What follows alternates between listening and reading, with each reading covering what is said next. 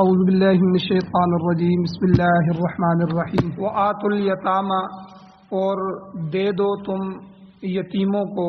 اموالہم ان کے مال ان کے حوالے کرو ولا تتبدلوا الخبیث بالطیب اور نہ تبدیل کرو خبیث مال کو طیب مال کے ساتھ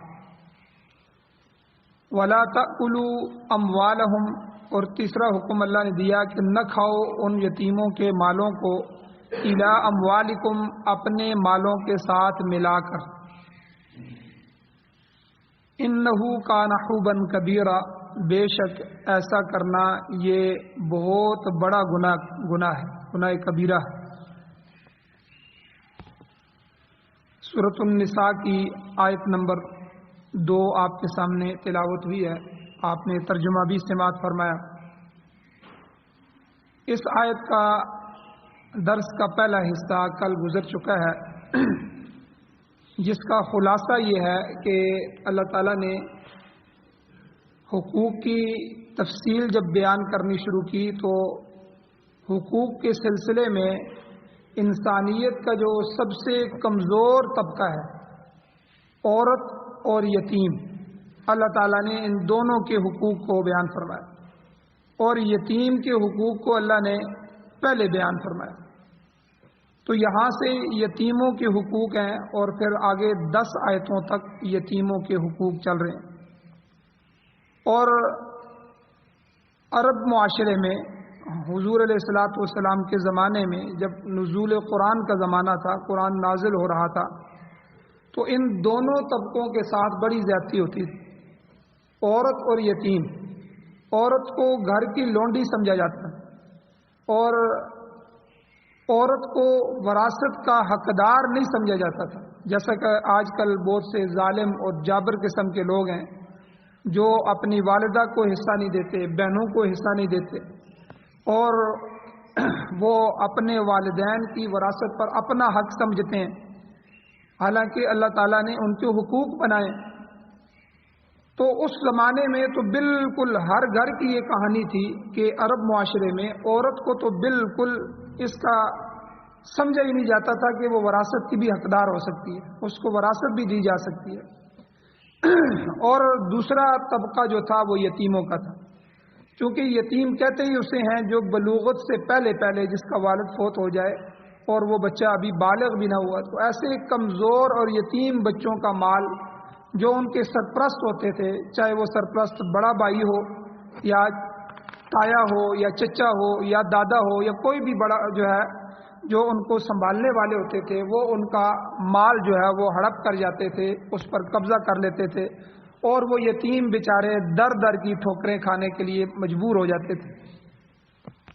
تو اس پر بہت سی احادیث اور بہت سے واقعات وہ میں نے کل کے درس میں بیان فرمائے اور بہت سی حدیثیں بیان فرمائیں کہ جس میں حضور علیہ الصلاۃ والسلام نے یتیم کی پرورش کی فضیلت بیان فرمائی۔ ایک حدیث میں حضور نے فرمایا انا وکافل الیتیم کہاتین، کہ کل قیامت کے دن میں اور یتیم کی پرورش کرنے والا اس طرح ہوں گے۔ اور صحابی فرماتے ہیں حضور نے 2 انگلیاں کھڑی کی، شہادت کی انگلی اور درمیان والی انگلی، جس طرح یہ انگلیاں اکٹھی ہوتی ہیں آپس میں جدا نہیں ہوتی، اسی طرح میں اور یتیم کی پرورش کرنے والے کل اکٹھے ہوں گے، جنت میں اکٹھے ہوں گے۔ تو اتنی بڑی فضیلت، اس کے علاوہ کئی فضائل ہیں جو کل کے درس میں گزر چکے ہیں۔ یہ تو پہلا حکم تھا وآتوا الیتامی اموالہم، کہ یتیموں کو ان کا مال دے دو۔ دوسرا حکم ولا تتبدلوا الخبیث بالطیب، کہ گندے مال کو پاک مال کے ساتھ تبدیل نہ کرو۔ یہاں پر خبیث اور طیب اس سے مراد حلال اور حرام ہے۔ یاد رکھیں یتیم کا مال اللہ تعالیٰ فرما رہے ہیں کہ تمہارے حق میں خبیث ہے، یتیم کا مال اس کے حق میں تو حلال ہے لیکن تمہارے حق میں یہ خبیث ہے، اسے اپنے پاک مال کے ساتھ مت تبدیل کرو۔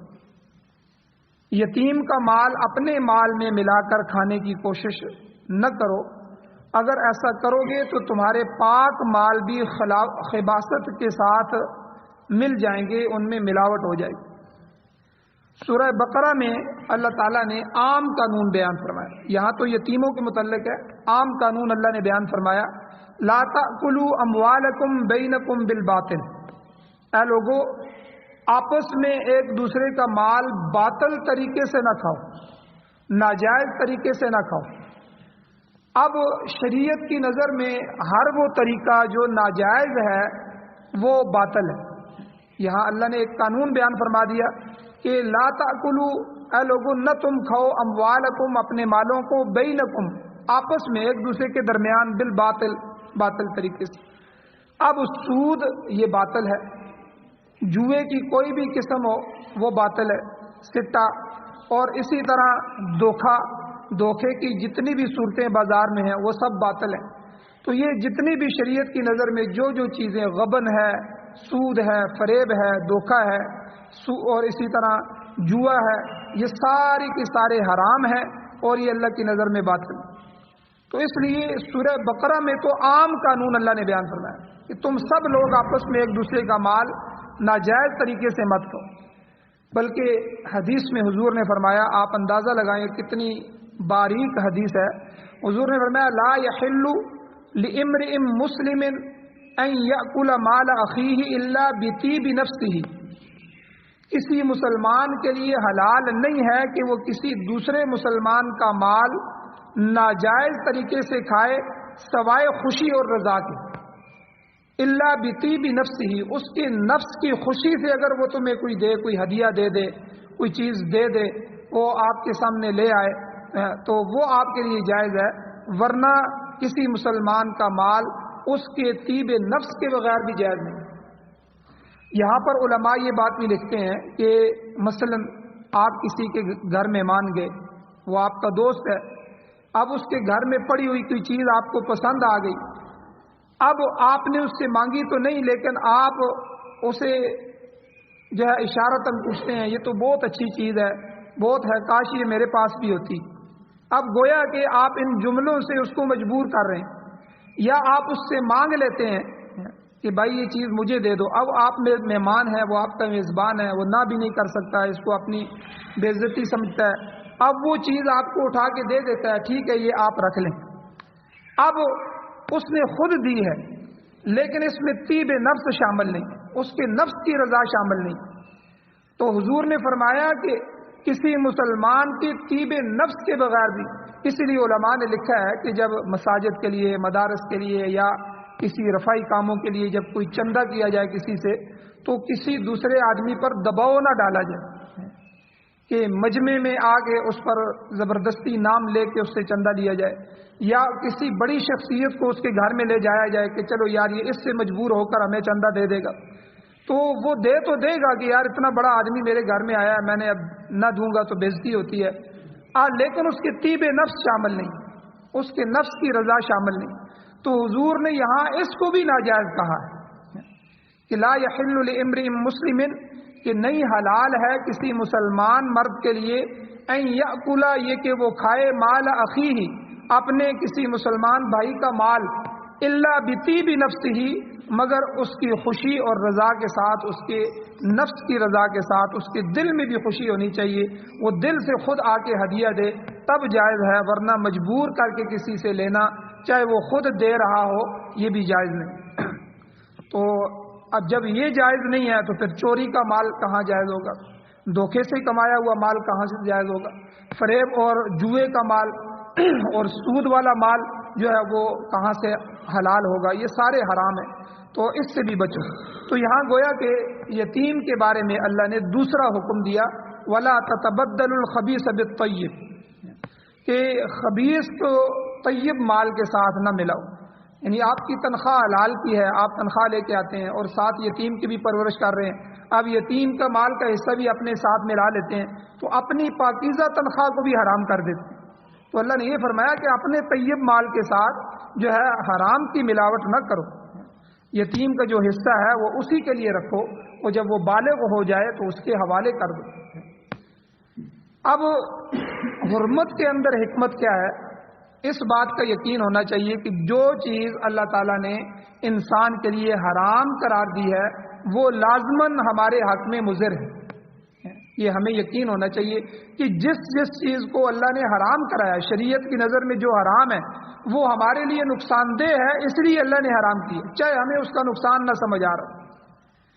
تو اسی طرح جس چیز کو قرآن مجید میں خبیث کہا گیا ہے تو وہ بھی انسانی جسم کے لیے مہلک ثابت ہو سکتی ہے۔ تو جیسے نہا عن الدواء الخبیث، حضور صلی اللہ علیہ وسلم نے خبیث دوائی استعمال کرنے سے منع فرمایا، حرام سے جو ہے علاج کرنا اس کا الگ سے شریعت میں مسئلہ ہے، تو حضور نے منع فرمایا دوائی جو ہے وہ حرام چیزوں سے بنائی ہوئی یا خبیث قسم کی دوائی اس کا، کیونکہ اب دیکھیں زہر جو ہے یہ بھی خبیث ہے اور یہ لازماً مہلک ہے، ہلاک کرنے والا ہے۔ اسی طرح جس طرح زہر ہلاک کرنے والا دم مسفوح سے ہمیں شریعت نے منع فرمایا۔ جس وقت ہم جانور کو ذبح کرتے ہیں تو جو خون فوراً نکلتا ہے اس کو دم مسفوح کہتے ہیں، بہایا ہوا خون، یہ حرام ہے۔ اور وہ خون جو پیچھے بچ جاتا ہے، جو گوشت کا حصہ ہوتا ہے، وہ اگر جو ہے استعمال کیا جائے، جیسے گوشت کے ساتھ جو رہ جاتا ہے، اس کے لیے وہ حلال ہے، اس کا مسئلہ نہیں ہے۔ جو دم مسفوح ہے، جو ہے بہنے والا خون ہے، فوراً چھری چلائی جائے جانور پر تو خون نکلتا ہے، کرتے کرتے جانور ٹھنڈا ہو جاتا ہے اور سارا خون اس کی رگوں میں سے جوش مار کے وہ باہر نکل جاتا ہے۔ اب جب شریعت نے اسے حرام قرار دیا تو لازمی بات ہے اس کے اندر خباثت ہوگی۔ تو اسی طرح تیسری چیز نظر لغیر اللہ، غیر اللہ کے لیے نظر مانا، چیز تو حلال ہے لیکن آپ نے اللہ کو دینے کی بجائے کسی فقیر کے نام کی دے دی، کسی پیغمبر کے نام کی دے دی، کسی فرشتے کے نام کی دے دی، غیر اللہ کے نام پہ نظر دے دی۔ یاد رکھیں نظر عبادت ہے، نظر و نیاز یہ منت جو ہم مانتے ہیں یہ عبادت ہے، تو عبادت صرف اللہ کی ہے، اللہ کی ذات کے علاوہ کسی پیغمبر کے لیے، حتیٰ کہ حضور علیہ الصلوۃ والسلام کی بھی عبادت جائز نہیں، اور اللہ کی ذات کے علاوہ کسی کے لیے سجدہ جائز نہیں ہے، رکوع جائز نہیں ہے، تو جھکنا جائز نہیں ہے۔ تو اسی طرح نظر جو ہے غیر اللہ کی نظر مانا، اللہ کو چھوڑ کے غیر اللہ کو، قرآن میں اللہ نے کیا فرمایا، ما احل بہ لغیر اللہ، کہ جہاں اللہ تعالیٰ نے حرام چیزوں کو بیان فرمایا اس میں سے وہ چیزیں بھی جن پر غیر اللہ کا نام بلند کیا جائے۔ اب کوئی آدمی کہتا ہے کہ یہ میں پیران پیر شیخ عبد القادر جیلانی کے نام کی دے رہا ہوں، یہ میں فلاں بزرگ کے نام کی دے رہا ہوں، ہاں یہ کر سکتا ہے کہ دے اللہ کے نام کی،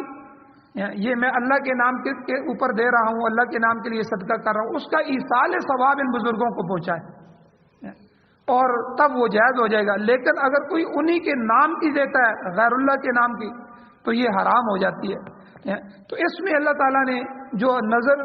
غیر اللہ جو حرام کی ہے اس میں خباثت آ جاتی ہے۔ اب آپ نے فروٹ یا جو ہے کھانا پکا کے دیا، اب کھانا بظاہر تو حلال ہے، فروٹ حلال ہے، لیکن جو ہی وہ نظر لغیر اللہ ہوا، غیر اللہ کے لیے نظر ہوا تو اس میں خباثت آ گئی، وہ حرام ہو گیا۔ اسی طرح مردار ہے کہ ایک جانور جس کو ہم ذبح کر لیتے ہیں، بسم اللہ اللہ اکبر پڑھ لیتے ہیں، اللہ کے نام کے ساتھ اس کو ہم ذبح کر لیتے ہیں، وہ ہمارے لیے حلال ہو جاتا ہے۔ لیکن اگر ہم اس کو اللہ کے نام پہ ذبح نہیں کرتے، کسی اور کے نام پہ ذبح، جیسے ہندو ہیں وہ اپنے بتوں کے نام پہ ذبح کرتے ہیں، یا جو ہے سکھ ہیں یا دنیا کی کافر قومیں ہیں جو اللہ کے نام کو بلند نہیں کرتے، یا خود بخود کوئی جانور مر جائے، ٹھیک ہے، جس کو ہم چھری نہ پھیر سکیں، اس پر اللہ کا نام نہ لے سکیں، تو وہ مردار ہو جاتا ہے۔ تو مردار کو اللہ تعالیٰ نے حرام کرا دیا، تو حرمت علیکم المیتہ، تمہارے اوپر مردار حرام قرار دیا گیا۔ تو اب مردار جب مردار ہو گیا تو وہ مضر صحت ہو گیا، اب اس میں جو ہے وہ نقصان آ گیا، اب وہ خبیث ہو گیا، اب وہ طیب اور حلال نہیں رہا، اس لیے جو ہے اسی طرح سور کا گوشت ہے، خنزیر کا گوشت، وہ بھی اسی میں سے ہے، اس کو بھی اللہ نے حرام کیا۔ تو غرض کے قانون میں آپ کے سامنے بیان کیا ہے، ہر حرام چیز جو اللہ نے حرام کر دی ہے اس میں کوئی نہ کوئی ظاہری یا باطنی خباثت ضرور ہو،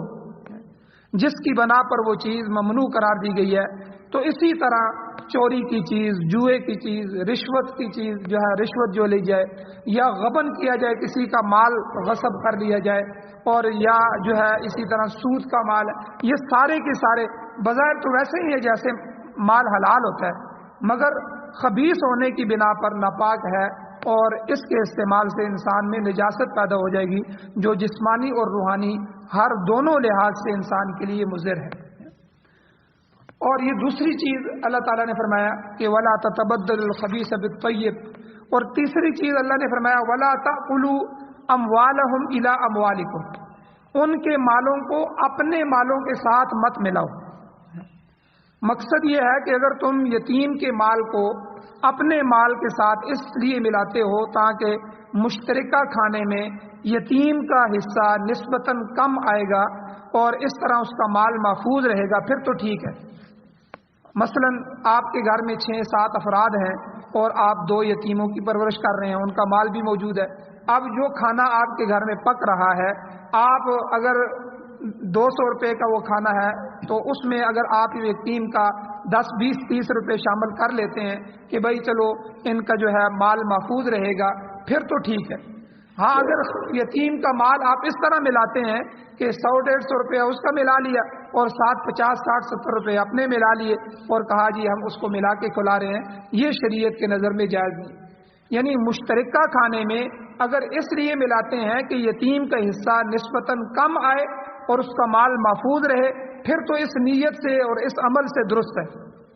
تو کیونکہ تمہاری نیت صحیح ہے، تم یتیم کے مال کی زیادہ سے زیادہ حفاظت کرنا چاہتے ہو۔ اسی طرح اگر تم یتیم کا مال اپنے مال کے ساتھ ملا کر مشترکہ کاروبار کرتے ہو، کسی صنعت میں لگا دیتے ہو، مشترکہ کھیتی باڑی کرتے ہو تاکہ یتیم کو زیادہ سے زیادہ فائدہ پہنچے کہ اس طرح تو اس کا مال ختم ہو جائے گا، چلو میں کاروبار میں لگا لیتا ہوں اور جو ہے مشترکہ کام کرتے ہیں تو تاکہ کچھ نہ کچھ نفع آتا رہے اور اس کا مال جو ہے وہ بڑھتا رہے، تو یہ بھی ٹھیک ہے، اس میں بھی کوئی نہیں حرج، بلکہ یہ بہتر ہے، پہلی صورت سے بھی بہتر ہے کہ یتیم کے مال جو ہے وہ تباہ نہیں ہوگا بلکہ وہ بڑھتا رہے گا۔ لیکن اگر اس کے مال کو اپنے مال کے ساتھ اس لیے ملاتے ہیں کہ بدنیتی سے اس کو ہضم کیا جائے، اس کے جوان ہونے سے پہلے بالغ ہونے سے پہلے اس کا مال کھا لیا جائے اور زیادہ سے زیادہ خرچہ ان پر ڈالا جائے، یا تجارت میں لگاتا ہے تو اس لیے لگاتا ہے کہ اس کو تھوڑا سا نفع دیا جائے اور خود جو ہے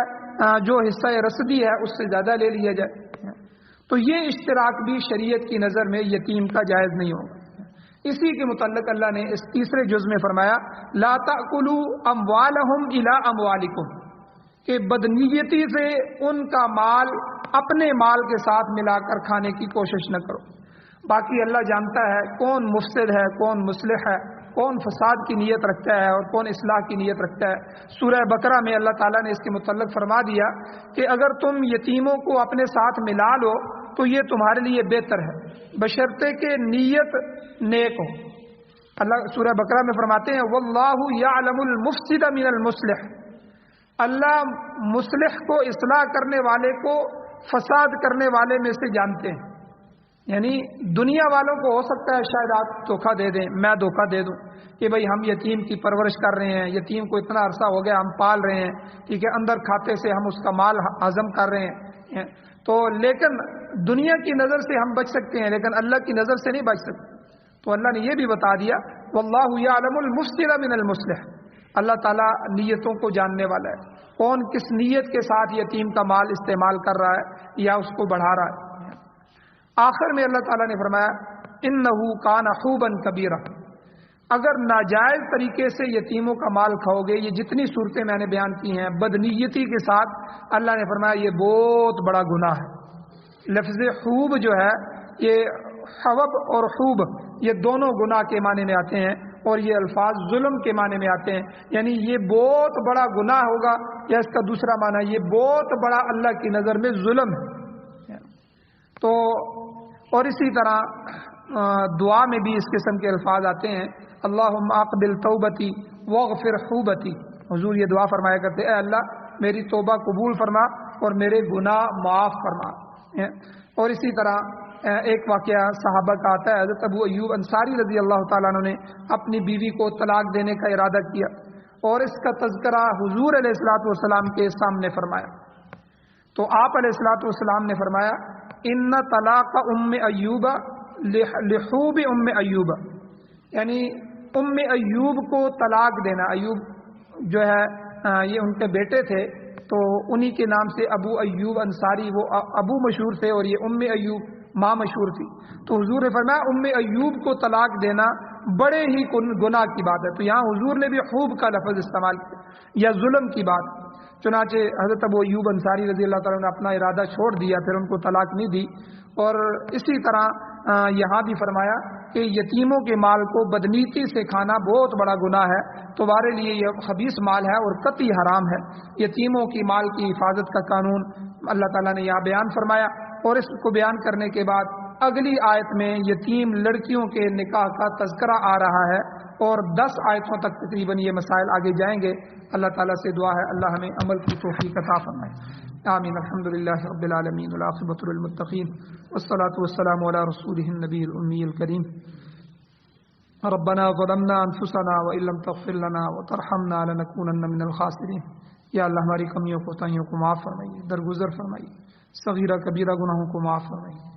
یا اللہ قرآن مجید کو پڑھنے, پڑھانے, سننے, سنانے, اس پر عمل کرنے, اس کی اشاعت کرنے کی توفیق عطا فرمائیے. یا اللہ قرآن و سنت کی بالادستی نصیب فرمائیے, قرآن و سنت کا غلبہ نصیب فرمائیے. یا اللہ پاکستان سمیت پوری دنیا میں قرآن و سنت کو بطور آئین, بطور دستور, بطور ضابطۂ حیات ہمارے مقدر فرمائیے, ہمیں نصیب فرمائیے. یا اللہ امارت اسلامیہ شرعیہ خلافت راشدہ کا قیام نصیب فرمائیے. یا اللہ جو حضرات پریشان حال ہیں ان کی پریشانیوں کو دور فرمائیے. جو حضرات جو اللہ بیمار ہیں ان کو شفائے کاملہ عاجلہ مستمرہ دائمہ نصیب فرمائیے. یا اللہ جو حضرات ایمان کی حالت سے اس دنیا سے جا چکے ہیں, یا اللہ ان سب کی بخشش فرمائیے, بلند درجات عطا فرمائیے. ہم سب کو بھی یا اللہ جو یہ یتیم کے